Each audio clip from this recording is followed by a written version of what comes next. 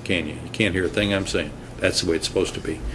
Please don't get upset with the lawyers that they make objections. That's one of the roles, one of the responsibilities that they have. You will notice that when you sat down, you had a notepad, and there's a couple of reasons that you have a notepad. If you want to take notes during the trial, you're entitled to do that. I'm not ordering you to do that. I'm not requiring you to do that. If you want to take notes, it's a personal decision, and if you do take notes, they're for your own personal use, and you'll get to take those back into the jury room when you go back and deliberate. My role and responsibility is just to make sure that both sides get a fair trial. It really doesn't make any difference to me what the outcome of this trial is. What makes a difference to me is that both sides get a fair trial, and that's what I'll try and do. Trials in real life are not as exciting as the ones on television are. They're a little bit longer. This is not going to be a long trial. We'll be done probably by Wednesday, but they're kind of methodical. You'll hear testimony from the witnesses. You'll get evidence that'll be introduced into evidence. You'll get to see a lot of that stuff. You'll see photographs. We have installed in the courtroom over the last couple of years some new presentation equipment that helps the jury see the evidence better. That is when it's working properly. If there's glitches or problems, it's almost always with the equipment and with the software that drives it. It's harder to use than it should be. It's kind of a nationwide experiment that we're participating in. And the total cost of the equipment that we've installed over the course of the 2 years is somewhere between $200,000 and $250,000. And the good news is not one single penny of taxpayer dollars have been spent. That's all money that's been donated by lawyers in the system that use it. So it does a good job when it's working. So hopefully it'll be working properly this week. If you want to ask questions of a witness, there's a procedure for that. For example, the Commonwealth has the burden of proof. They're going to go forward first. They're going to put a witness on, whoever that might be. They will ask direct examination questions. The defense will get to ask cross-examination questions. The defense will get a second bite at the apple, redirect. The defense will get a second bite at the apple, recross. But at a certain point in time, the lawyers will be done asking questions of every witness. It may take a while. But it's at that point that I'll turn to you, the jury, and say, does anybody on the jury have a question? If you do, don't blurt it out. Raise your hand. Let me know you have a question. You have to write that question down on a piece of your notepad paper. The deputy will bring it up. I'll read it. I'll show it to the lawyers. And if it's a question that I can legally put to a witness, I'll ask that question on your behalf, and the witness will give you an answer. Sometimes there are questions or issues that we can't ask, whether it's you or the lawyers. I won't be able to give you any type of detailed explanation why I can't ask that particular question. It's either I can ask it or I can't. I don't want you all to think that I'm saying that's a stupid question. I'm not saying that. Some we can ask, some we can't ask. If you want to have water or a drink or coffee in the courtroom during the trial, that's fine. This is your courtroom. It's not my courtroom. You will notice most mornings I'll have a cup of coffee here, so I'm certainly not going to impose a rule upon you that I don't impose upon myself. My only request is if you do have a drink, if you choose to bring a drink in, it's nicer if it's something that has a top on it, just so we minimize spill. They clean the carpet in this building once every 10 years, whether we need it or not. So if we spill something, it'll be there for a while. And if you want to bring in a little something to snack on, that's okay, just so long as it's not really noisy. Cell phones. Please make sure that your cell phone is turned off so that you don't receive calls or texts while you're in trial. And obviously you can't text anybody or call anybody while you're in the courtroom. Your attention needs to be on the testimony that will be coming in. And as a matter of fact, when you go back and deliberate, we actually hold your phones for you safely because you can't have any communication devices at all when you're back there. I will check my phone at the same time, make sure it's not on.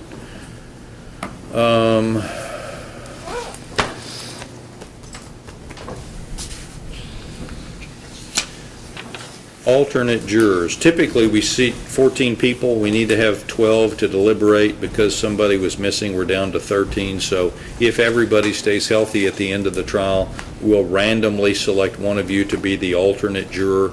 I only send 12 back to deliberate. So I promise you that if you've invested 2 or 3 days of your time into the case and you don't get to go back and deliberate, you'll be frustrated by that. But it's just a safety net to make sure we have enough people.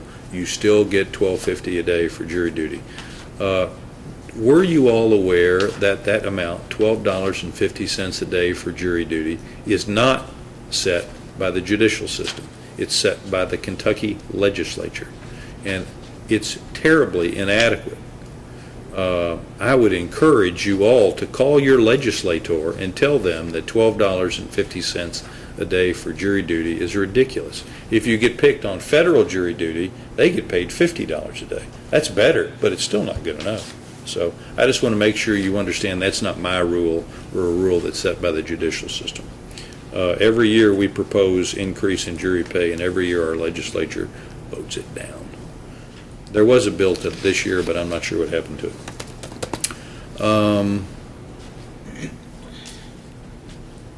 I think I've asked every question that I could ask. Anybody have any questions on the jury panel?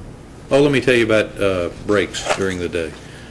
We will typically start at 9. We typically take a break mid-morning at about 10:30. We break for lunch close to 12. We will typically take a lunch break of between 12 and 1:30. That's not because we take long lunch breaks. You all get a long lunch break, but a lot of times there are things that we have to talk about that we need to talk about in your absence.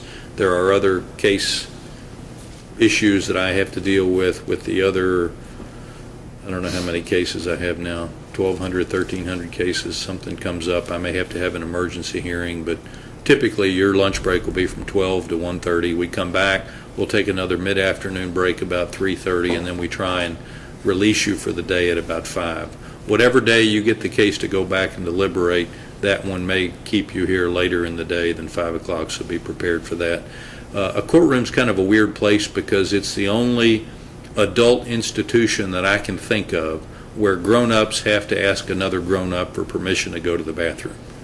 That's bizarre, but it's because we need to have you all here. It's not like, going to church or going to a movie where you can just quietly get up and use the restroom and come back. I need to have all of you here all of the time listening to all of the evidence. That's why I build in breaks. But if you need a break for whatever reason, let me know. Don't torture yourself. Ask me or ask Ben. Remember that you have the admonition that you can't talk to anybody about the case, and that includes the lawyers. For some reason, whoever the lawyer is that sits at that table closest to the jury, he's always the person that gets a question from the jury. Don't talk to the lawyers during the trial. Don't talk to the lawyers in the hallway. Don't talk to the lawyers if you see them coming or going from lunch. They're under an admonition that they can't talk to you about anything at all. You all can talk about all kinds of stuff when we're on a break. Sports, the weather, you just can't talk about this case. But they can't talk to you about anything because we don't want it to look like, to appear, that somebody has received information out in the hallway that might have a bearing upon your deciding the case. Does that make sense? So that's why I'll remind you of the admonition before we take a break, and when you come back in and have a seat, I'll ask you, did you follow the admonition?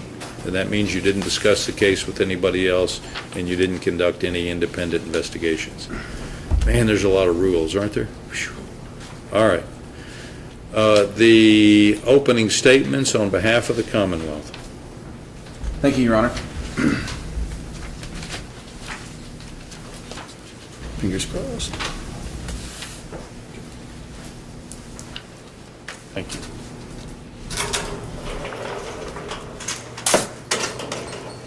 I'm glad the judge told you that we sometimes have difficulty because there's a 100% chance that I don't screw it up. But so far, we're good. May it please the court. Mr. Elder. Counsel. Ladies and gentlemen, good morning.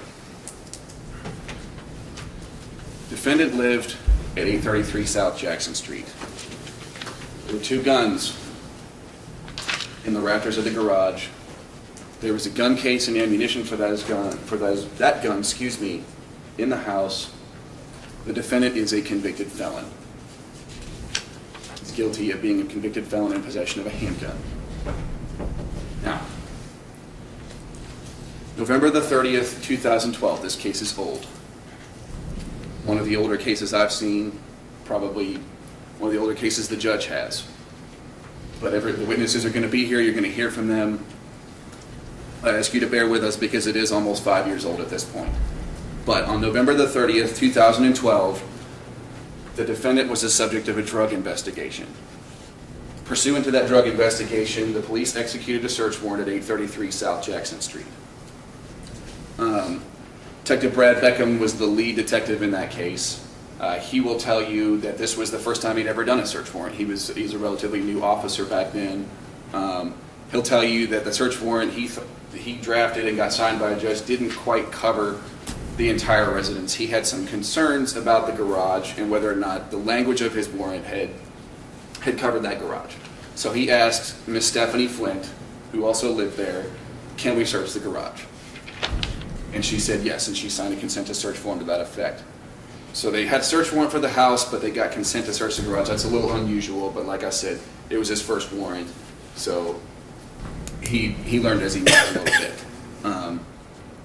You'll hear from multiple police officers that help search the residence, and they'll explain to you that different people are going to search different rooms, and they'll have one person sort of at a central location that keeps what they call the evidence log, and it's a list of what was found, where, when, and by whom. So you hear from that officer as well, and what they will tell you is, and excuse me, that's a photo of the front of the house there, 833 South Jackson Street, again in Louisville, and that's in the Smoketown neighborhood. You'll hear from the various officers as to what they found. You'll also hear about some of the investigation they conducted.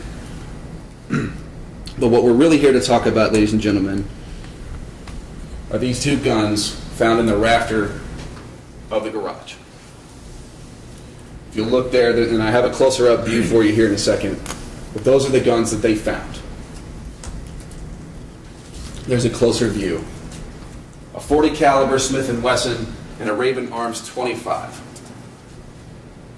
Now, we have the .40 caliber Smith & Wesson. It's right here in this box. When the time comes, we'll open it, we'll show it to you. The Raven Arms 25 we do not have because it was released to its owner. But we will have pictures of it, you will hear testimony about it, but that one won't go back with you. Now, like I said, those were found in the garage.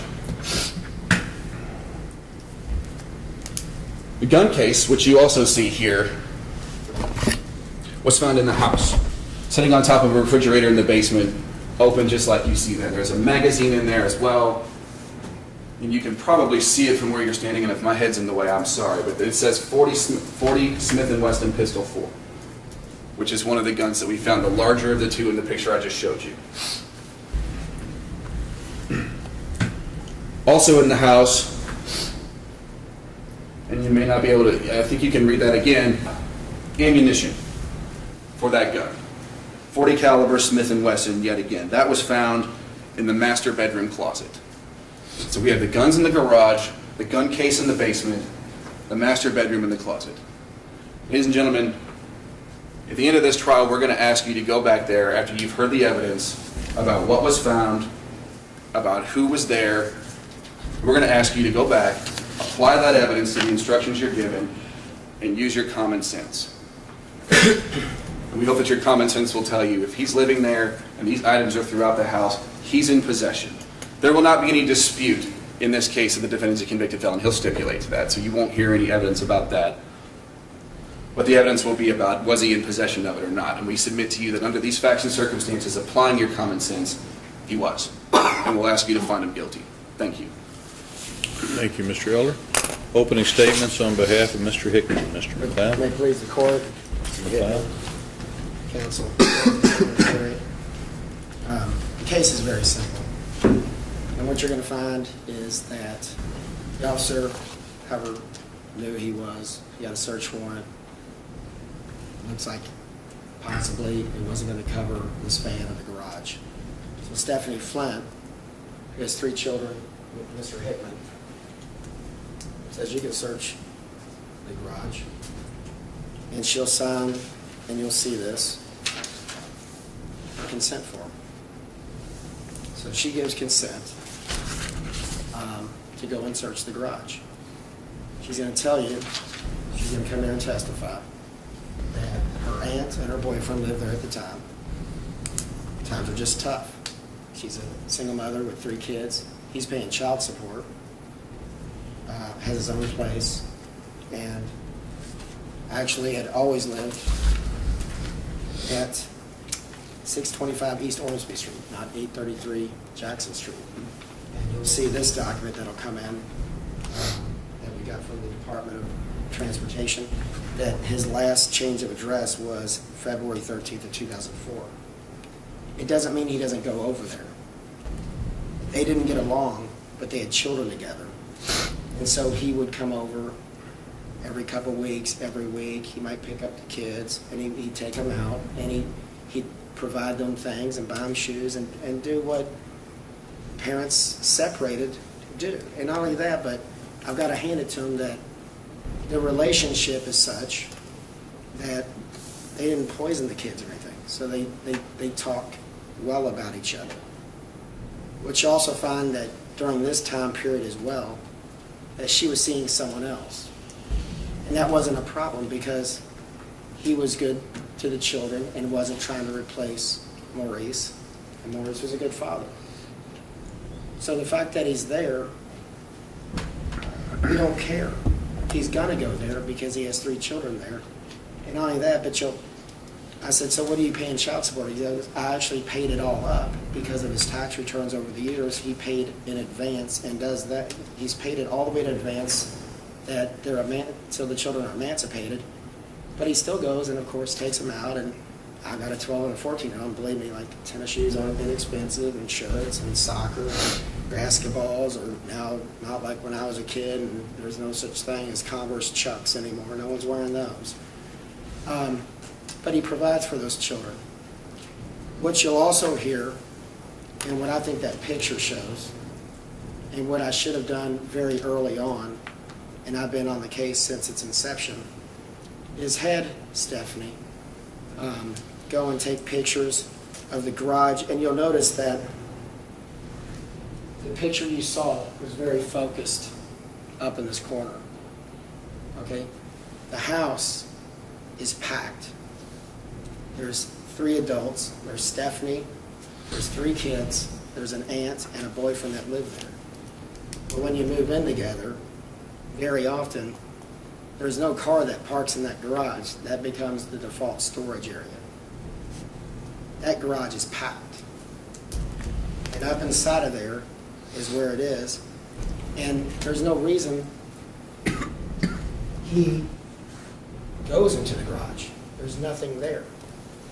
And whether he's the detective, and I like Detective Beckham, and everyone has to learn everything else, but most of the cases, all the cases I do, they look for mail matter. His mail showed up in regards addressed to Maurice Hickman. Are there clothing that belong to Maurice Hickman? Are there shoes that belong to Maurice Hickman? Is there anything in there that can specifically state this is Maurice Hickman's? And it just isn't, because he says, look, we have our ups and downs, but we get along for the kids, and I come over occasionally. It's very simple. Okay, so they come over on a search warrant, and then they have to get in the garage, and they find 2 guns, and kapow, here we are. So you're going to hear from his sister, Stephanie Flint. She's a recruiter and does consulting work for a local college. She's going to come in and tell you how things go. They have a good relationship, tell you about the children. You're going to hear from my client as well. And at the end of the day, because it all makes sense. And it all makes sense, and it might just be me. But when I look at the focus of where those guns are located, and you'll hear from a Detective James, Tony James, and just honest as the day is long. but it looks like there's cobwebs over it. The one little one on the right, it looks like there's cobwebs. They've been there, like, who knows what they are. But it's not Mr. Higman when he comes to see his kids and talk and hang out with the children. It's not his job to say, oh, there's a gun case or this over here, and he doesn't know what's in it, and it's not his concern. And it's certainly not his concern or his dominion and control in the garage. Because if there would have been something there that said Maurice Hickman's lockbox, Maurice Hickman's trophy from high school, they would have taken a picture and be like, Maurice's, his stuff's in here. Here's a tax return or a W-2. Here's stuff that's going directly here. And you won't see that because it all goes to 625 East Ormsby. He simply doesn't live there. And because he goes there occasionally, because of the children, doesn't make him live there. And it certainly doesn't make him have the guns because the guns do not belong to him. He doesn't know the guns exist. So I'm sure you'll listen. It makes common sense. And it's going to be a short trial. At the end of the day, hopefully by the end of this day when we close, I'll be able to come back and look everyone here and ask you to find my client not guilty, but innocent. Innocent, and to give him the relief and the anxiety of May we approach? Come up.